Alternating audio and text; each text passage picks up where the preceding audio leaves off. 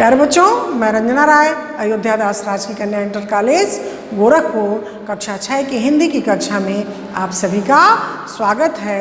बच्चों, आज हम लोग अध्ययन और अध्यापन के क्रम में हिंदी के छठे पाठ को पढ़ेंगे, समझेंगे और जानेंगे।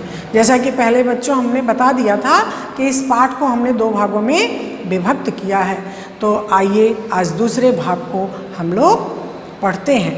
बच्चों, प्रश्न है कि निम्नलिखित गद्यांश का संदर्भ सहित व्याख्या कीजिए। एक अनुच्छेद आपसे पूछा जाएगा और उसका आप कैसे संदर्भ लिखेंगी, फिर व्याख्या आप करेंगी। आइए एक अनुच्छेद हम लोग पढ़ते हैं। और वाकई वह अक्टूबर ऐसा बीता, पूछो मत, क्यों मुझे बाबू की बकरियां चरानी पड़ती, उसके लड़के खुद ही कर सकते हैं, मछलियां बोल क्यों नहीं पाती, अगर कोई सूरज, तारे सूरज से भी बड़े हैं तो इतने छोटे नज़र क्यों आते, और तुम रात में सोने से पहले किताबें क्यों पढ़ती, क्योंकि किताबों में तुम्हारे क्यों के जवाब हैं। बच्चों, इसका व्याख्या आइए हम बताते हैं। जैसा कि वो आदिवासी लड़की कौन थी? मोइना। तो जब वो कहाँ गई? लेखिका जब समिति के स्कूल में 1 महीने रहने के लिए गई तो उनके साथ वो एक जोड़ी कपड़े ले ली और एक नेवले का बच्चा ले लिया। नेवले की क्या विशेषता है बच्चों? कि ये सांपों को क्या करता है? मार देता है। तो एक नेवले का बच्चा लेकर के और रहने के लिए चली गई। तो लेखिका लिखती हैं कि वाकई वह अक्टूबर का महीना ऐसा बीता कि पूछो मत, यानी इतने अच्छे तरह से, इतने अच्छे ढंग से बीत गया कि पूछो मत। कहती है कौन? मोइना, कि बाबू की बकरियां क्यों चरानी पड़ती, क्यों उनके लड़के नहीं चरा सकते? एक जिज्ञासु लड़की थी ना, उसके मन में बार बार प्रश्न उठता था कि उनके लड़के नहीं चराते हैं, क्यों हम ही चराते हैं। उसमें जो उस समय समाज में फैली क्या थी? विषमताएं थी। वो उसके मन को क्या करती थी? कुरेदती थी।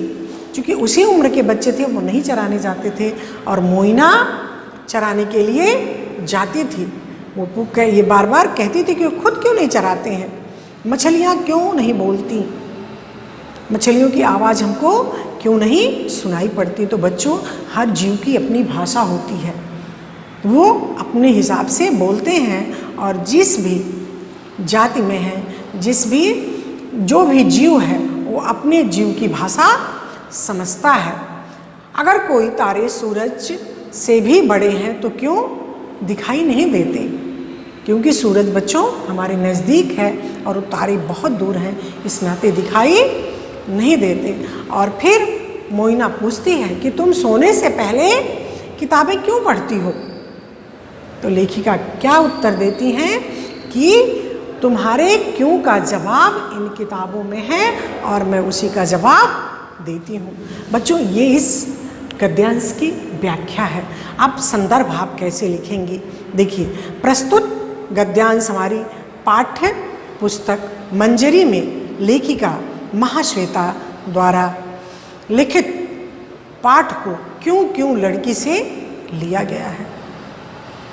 ये आप संदर्भ लिख लेंगे, फिर जो अभी मैंने व्याख्या बताया है उसको आप कर लीजिएगा। विशेष में आप जरूर लिखिएगा कि लेखिका ने एक जिज्ञासु लड़की, एक आदिवासी लड़की के अंदर जो हिम्मत है, जो साहस है, जो करने की ललक है, उसको बड़े ही सुंदर ढंग से, बड़े ही रोचक ढंग से लेखिका ने इस पाठ में प्रस्तुत किया है। आइए बच्चों, कठिन शब्द के अर्थ को देखते हैं। धाम, उसमें एक अनुच्छेद में आया है कि वो कोई धाम बाम नहीं है। तो धाम क्या है? एक सांप की जाति है। जो काटता नहीं है। गौशाला, गाय में रखने का, गाय रखने के स्थान को क्या बोलते हैं बच्चों? गौशाला। घोषणा, ऐलान, और दाखिला, प्रवेश या नामांकन। हम किसी स्कूल में जब दाखिला लेते हैं तो उसमें हमारा क्या होता है? नामांकन होता है। उस स्कूल में हम प्रवेश लेते हैं बच्चों। आइए निम्नलिखित वाक्यांशों के एक शब्द बनाइए। लिखने वाला को क्या कहते हैं? लेखक। नृत्य करने वाला को नर्तक। क्या कहते हैं? नर्तक। और पढ़ने वाले को पाठक। सेवा करने वाले को सेवक। और पर्यटन करने वाले को पर्यटक। बच्चों एक वाक्य है, उसके एक शब्द आपसे परीक्षा में भी पूछा जाएगा। इसको आप अपनी कॉपी में कर लीजिएगा। जो लिखता है बच्चों उसको क्या कहते हैं? लेखक। जो नृत्य करने वाले को नर्तक। नर्तक। और पढ़ने वाले को पाठक। सेवा करने वाले को बच्चों क्या कहते हैं? सेवक। और पर्यटन करने वाले को पर्यटक कहते हैं। इसको आप जरूर अपनी कॉपी में कर लीजिएगा। आइए अब चलते हैं बच्चों गृह कार्य की ओर। प्रश्न नंबर 1 है, मोइना का नाम क्यों क्यों लड़की क्यों पड़ा? दूसरा प्रश्न है, मोइना ने अपने छोटे भाई बहनों को क्या बताया? और तीसरा प्रश्न है, हर रात तुम सोने से पहले किताब क्यों पढ़ती हो? ये बच्चों आपके लिए गृह कार्य है, आप इसको कर लीजिएगा।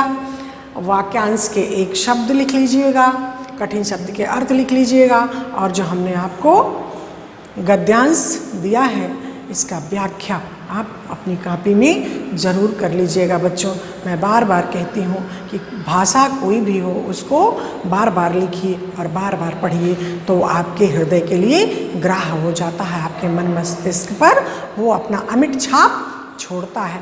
अब इस पाठ में हमको क्या संप्राप्ति हुई, हमने क्या प्राप्त किया बच्चों?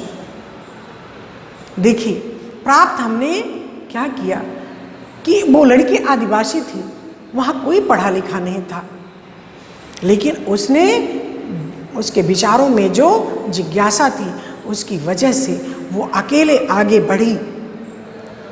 जो उसके साथ व्यवहार अच्छा नहीं हो रहा था कि बाबू के लड़के लड़कियां जो थे उसी की उम्र के थे, तो वो क्यों नहीं बकरी चराएंगे, वो क्यों नहीं पानी लाएंगे, वो क्यों मैं ही करूं। उसने उस विषमता को दूर किया कि क्यों मैं ही करूं। आगे बढ़ी, पढ़ी लिखी, स्वयं आदिवासी लड़के लड़कियों का नेतृत्व की और आगे बढ़ाई बच्चों। तो आप भी अपने जीवन में यही संकल्पना, ये मोइना हम लोगों के लिए क्या है?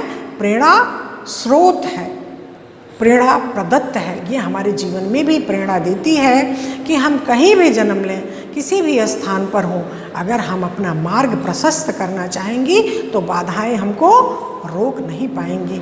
बच्चों हमें आशा ही नहीं वरन पूर्ण विश्वास है कि यह पाठ आपके समझ में आया होगा और आप भी मोइना के भांति अपने जीवन में अगर कोई ऐसी बाधा आएगी तो उसको तोड़ करके आगे बढ़ेंगी। धन्यवाद बच्चों, अगली पाठ योजना में फिर मिलेंगे।